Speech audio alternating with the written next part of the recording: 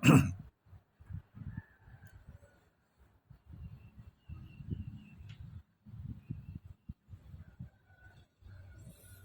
ាទជំរាបសួរពុកម៉ែបងប្អូនទាំងអស់ជាទីគោរពរាប់អានពេលនេះខ្ញុំបាទសូមមកចែករំលែកនៅរុក្ខជាតិឱសថមួយមុខទៀតហើយដែលមានឈ្មោះថាប្រទាលកន្ទុយកំពើបាទហើយប្រទាលកន្ទុយក្រពើនេះផងដែរបាទមានអត្ថប្រយោជន៍ផ្នែកឱសថការព្យាបាលបាទអាចព្យាបាលជំងឺលើសសម្ពាធឈាមប្រើជាថ្នាំបញ្ចុះជាតិខ្លាញ់ក្នុងឈាមមិនរំលាយអាហារទល់លាមករដូវមិនទៀងជំងឺសើស្បែក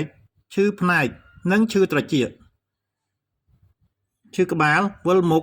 ក្មេងស្កន់កើតពុះកុកក្អកមាន់ក្មេងក្អកមាន់គេកាត់ស្លឹកប្រវែង1 តូមស្មើនឹង15 សង់ទីម៉ែត្រស្ងោរលាយស្កររហូតក្នុងមួយថ្ងៃអូបានន័យថាកាត់1 តូមហ្នឹងប្រវែង15 សង់ទីម៉ែត្រស្ងោរបាទលាយស្ករបាទស្ងោរលាយស្ករផឹកបាទផឹករហូតក្នុងមួយថ្ងៃបាទន័យថាយើងផឹកអញ្ចឹងក្នុងមួយថ្ងៃផឹករហូតបាទយកទឹកពីស្លឹកស្រស់បំពោកលើដំបៅរលាកភ្លើងសម្រាប់ផ្សះជំនួយស្បែកនិងព្យាបាលជំងឺសើស្បែកផ្សេងទៀតកម្រិតប្រើ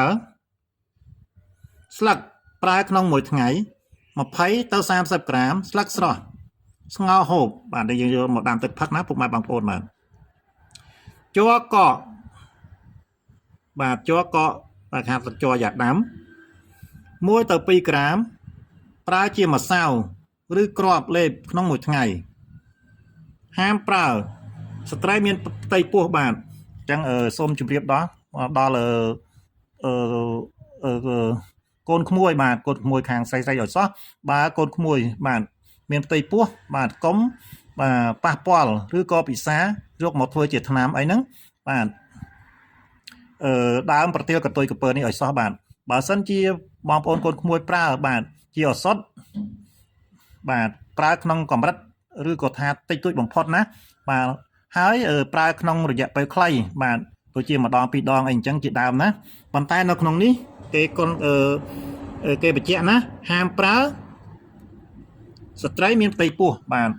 អញ្ចឹងបើពុកម៉ែបងប្អូនណាកូនក្មួយស្រីខាងប្រើបាទប្រើដោយមានការប្រុងប្រយ័ត្នណាបាទអញ្ចឹងសូមអរគុណសូមអធិស្ឋានចំពោះពុកម៉ែបងប្អូនទាំងអស់បាទ